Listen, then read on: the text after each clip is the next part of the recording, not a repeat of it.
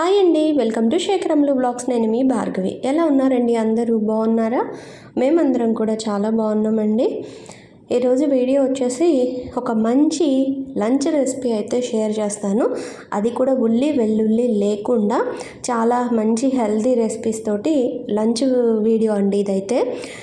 చాలా బాగుంది. మా ఇంట్లో అందరికీ కూడా బాగా నచ్చేసాయండి. ఐటమ్స్ అన్నీ కూడా చక్కగా ఇష్టంగా తిన్నారు. మనం చేసే వంట ఇంట్లో వాళ్ళు అంత ఇష్టంగా తింటే అది మనకి చాలా సంతోషాన్ని ఇస్తుంది కదా. వీడియో అయితే స్టార్ట్ చేసేస్తాను. తప్పకుండా మీరు కూడా ట్రై చేసి ఎలా ఉంది అనేది మీ కామెంట్ ద్వారా నాతో అయితే షేర్ చేసుకోండి. పెసరపప్పు శుభ్రంగా కడిగేసేసి సొరకాయ ముక్కలు, పచ్చిమిరపకాయ, కరివేపాకు, కొద్దిగా మామిడికాయ ముక్కలు.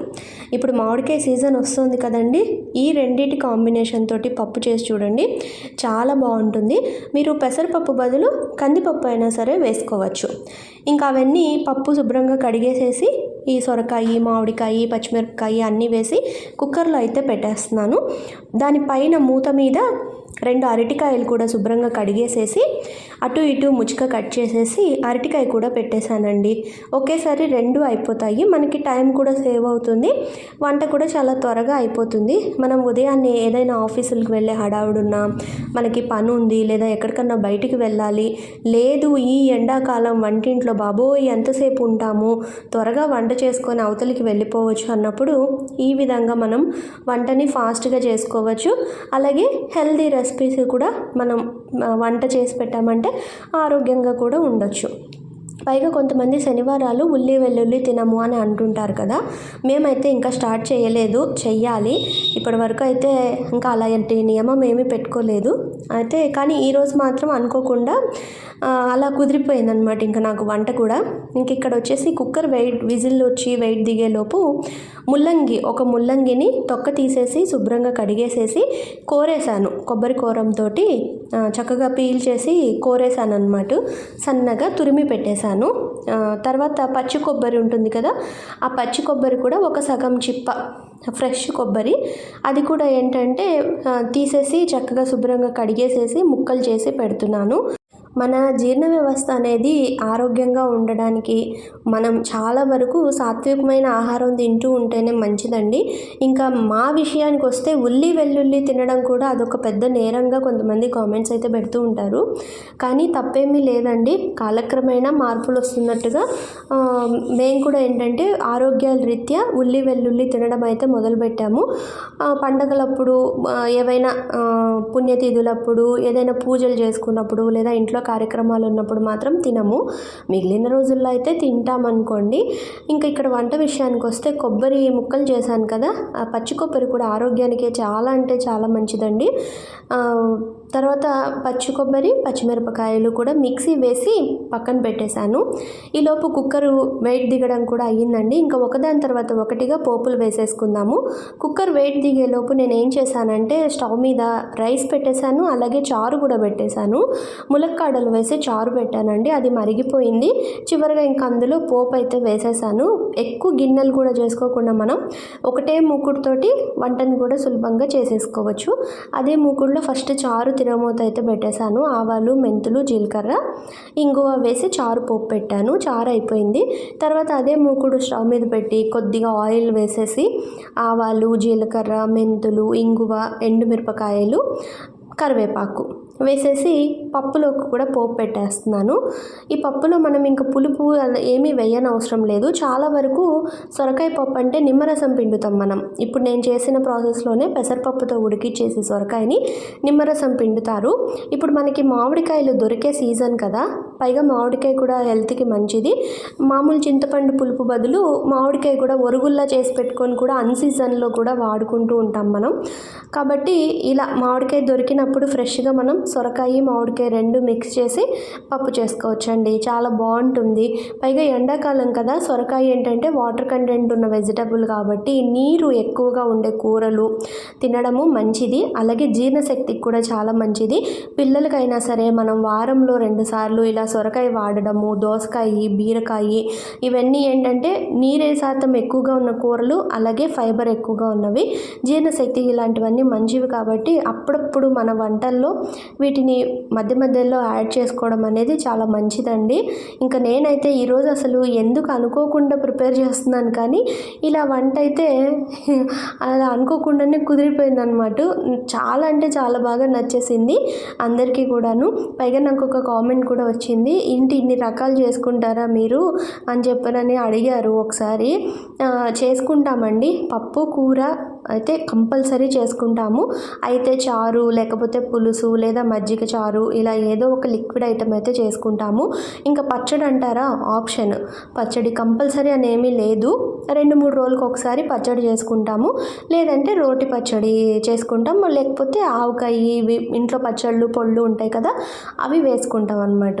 పప్పులో పోపు అయితే వేసేసాను, కొంచెం పొడి కారం కూడా వేసి కొంచెం కరివేపాకు ఫ్రెష్గా మళ్ళీ వేసి ఒక ఉడుకు రానిచ్చేసేస్తే పప్పు కూడా రెడీ అయిపోయిందండి. అది అటుపక్క స్టవ్ మీద షిఫ్ట్ చేసేసి ఇక్కడ మళ్ళీ అదే మూకుట్లోనే కొద్దిగా ఆయిల్ వేసి ఆవాలు, జీలకర్ర, ఇంగువ, పసుపు అలాగే ఉప్పు కూడా వేసేసుకొని తురిమి పెట్టిన ముల్లంగి ఉంది కదండి, అదీను కరివేపాకు ఇందులో వేసేసామనుకోండి. ముల్లంగి నూనెలోనే ఉప్పు వేసాము, ఆల్రెడీ తురిమి పెట్టాము కాబట్టి త్వరగానే ఉడికిపోతుంది, మనకి లేట్ ఏమీ అవ్వదు. పైగా ముల్లంగి అనేది ఆరోగ్యానికి చాలా మంచిది. నా చిన్నతనంలో అయితే అమ్మ ముల్లంగి చాలా మంచిది హెల్త్కి, తినాలి అని చెప్పి ఎక్కువగా సాంబార్లో వేసేదండి. చక్రాళ్ళ తరిగి సాంబార్లో వేసేది. నేను అసలు తినేదాన్ని కాదు. ముల్లంగి అనేది ఒక విధమైన స్మెల్ వస్తుంది కదా, నాకు ఎందుకు అది నచ్చేది కాదు. అమ్మ అయితే నాకు బాగా గుర్తు, నన్ను కొట్టి అరిచి తిట్టి పెట్టేది. ఆ ముక్కలన్నీ కూడా బలవంతంగా తినిపించేది. నేనేమో అవన్నీ తీసి పక్కన పడేసేసి ఒత్తి పులుసు తినేసేదాన్ని, ఒత్తి సాంబార్ తినేసేదాన్ని. చివర్లో వచ్చి అరిచి కేకలేసేసి ఆ వదిలేసిన ముక్కలన్నీ కూడా ఆరోగ్యానికి చాలా మంచిది, బలమైన తిండి అస్సలు తినవు, నీకు ఎప్పుడు చిరుతిళ్ళు కావాలి అని చెప్పి కోప్పడి ఆ ముల్లంగి ముక్కలన్నీ కూడా నోట్లో కుక్కేది. అంటే బలవంతంగా అరిచి తినిపించేది, ఏడుస్తూ నమ్ములుతూ మింగేదాన్ని అవి. అది మాత్రం నాకు బాగా గుర్తుంది.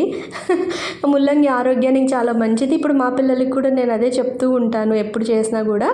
ముల్లంగి కొంచెం వేగిన తర్వాత గ్రైండ్ చేసి పెట్టుకున్న పచ్చి కొబ్బరి, పచ్చిమిరపకాయల పేస్ట్ ఉంది కదా, అది వేసేసి ఒకసారి బాగా కలిపేసి చల్లారి పెట్టేశాను, పక్కన పెట్టేశాను. తీసేసి దాన్ని ఒక ప్లేట్లో వేసి అది చల్లారుతూ ఉంటుంది అని చెప్పి పక్కన పెట్టాను. ఈలోపు మళ్ళీ అదే మూకుట్లో కొద్దిగా ఆయిల్ వేసుకొని మినప్పప్పు, శనగపప్పు, ఆవాలు, జీలకర్ర, ఇంగువ, పోపు అయితే వేసేసుకున్నాను. ఈ పోపు కొంచెం వేగిన తర్వాత ఒకసారి బాగా కలిపేసుకొని ఆ తర్వాత కొంచెం పసుపు, అలాగే రుచికి సరిపోయేంతగా ఉప్పు. చాలామంది ఏంటంటే అరటికాయ కూరని ఇష్టపడరు. అదేంటంటే చల్లారిన తర్వాత గట్టి పడిపోతుందని, లేకపోతే నల్లగా ఉంటుంది కూర, కలర్ బాగోదు అని చెప్పనని, లేకపోతే ఎందుకో తెలియదు కొంతమంది అది చెప్పిన వెంటనే అబ్బా అరటికాయ అంటారు. ఇలా గనక చేసామంటే కూర చాలా బాగుంటుందండి, నాకైతే భలేగా నచ్చుతుంది. ఆ పోపు అంతా వేగిన తర్వాత ఉప్పు, పసుపు వేసాం కదా మనం, కొద్దిగా ఇంగువ వేసేసుకొని అందులో గ్రైండ్ చేసి పెట్టుకున్నాం కదా అల్లం పచ్చిమిరపకాయ పేస్ట్, అదీను కరివేపాకు వేసేసి ఒకసారి బాగా కలిపేసుకొని వెంటనే అల్లం వేగేలోపు, అల్లం ఎక్కువసేపు వేగితే కూడా రుచి మారిపోతుంది, ఎక్కువసేపు వేయించుకోకూడదు అల్లంని. జస్ట్ అది వేసిన తర్వాత వెంటనే కలిపేసి మనం ఉడికించి పెట్టుకున్న అరటికాయ ఉంది కదా, దాన్ని ఇలా ఈ విధంగా, అంటే నేను పెద్ద పెద్ద ముక్కలుగా పెట్టాను కాబట్టి కుక్కర్లో చేత్తోటి ఈ విధంగా నలిపేసి వేసేసాను. మీరు డైరెక్ట్గా ముక్కలుగా కట్ చేసేసుకొని ఉడికిచ్చినా సరే మీరు ఆ ముక్కల్ని ఇందులో వేసేసేయచ్చు, ఇదే పోపులో వేసేసుకోవచ్చు. ఏం లేదు, ఈ కూర మనకి టేస్ట్ బాగా కుదరాలి అంటే మనం ఒక్కటే గుర్తుపెట్టుకోవాలి, అల్లం పచ్చిమిరపకాయ వేసిన వెంటనే అరటికాయ వేసేసుకోండి. అది ఎక్కువసేపు వేగితే మాత్రం అల్లం ఏంటంటే డ్రై అయిపోతుంది, అందులో ఉండే ఫ్లేవర్ అంతా పోతుంది, అప్పుడు అది రుచి మారిపోతుంది. అందుకే అల్లం పచ్చిగానే ఉండాలి, అంటే కొంచెం ఇదిగానే ఉండాలి, ఎక్కువగా డ్రైగా వేయించేసేయకూడదు. అంతేనండి, కూర ఒకసారి కలిపేసామంటే అల్లం పచ్చిమిరపకాయ వేసి అరటికాయ కూర అయితే రెడీ అయిపోయింది. చాలా సింపుల్ ప్రాసెస్. అందులో మీకు ఇష్టమైతే నిమ్మరసం పిండుకోండి స్టవ్ మీద నుంచి దించేసిన తర్వాత. మా ఇంట్లో ఏంటంటే జీవన్ ఒక్కడే తింటాడు ఎక్కువగా నిమ్మరసము, ఇంకా మేము తినం కాబట్టి నేను అది పిండలేదు, అంటే విడిగా పిండుకుంటాడు అనమాట వాడు ఒక్కడే. వాడికి తినేటప్పుడు మాత్రమే నిమ్మరసం యాడ్ చేస్తాను నేను. ఇదిగోండి సింపుల్గా లంచ్ అయితే రెడీ అయిపోయింది అండ్ హెల్దీగా అరటికాయ అల్లం పచ్చిమిరపకాయ కూర. ఈ ముల్లంగి చల్లారిన తర్వాత పెరుగులో కలిపేశాను. కొబ్బరి ముల్లంగి పెరుగు పచ్చడి చాలా మంచిదండి హెల్త్కి. ఇది మనం చపాతీలో కూడా తినొచ్చు, రోటీ చపాతీలోకైనా సరే చాలా బాగుంటుంది. తర్వాత కూర, పెరుగు పచ్చడి, సొరకాయ మామిడికాయ పప్పు, అలాగే కమ్మటి పెరుగు. నేను ముందు రోజు ఉసిరికాయ పచ్చడి కూడా చేశాను కదా, అది కూడా ఉంది. అంటే పచ్చడి 2-3 రోజుల క్రితం చేసి పెట్టుకుంటే పచ్చడి ఉంటుంది. ఇంకా అప్పడాలు అంటున్నాను, వడియాలు పెట్టాను కదా, అవి కూడా కొన్ని వేయించేసాను. చక్కగా కూర్చొని అందరము భోజనం అయితే చేసేసాము. ఉల్లి వెల్లుల్లి లేకుండా సింపుల్గా హెల్తీగా లంచ్ అయితే 1/2 అవర్లో ప్రిపేర్ చేసేసానండి. నచ్చింది కదా మీకు? అయితే లైక్ చేసి సబ్స్క్రైబ్ చేసుకోండి.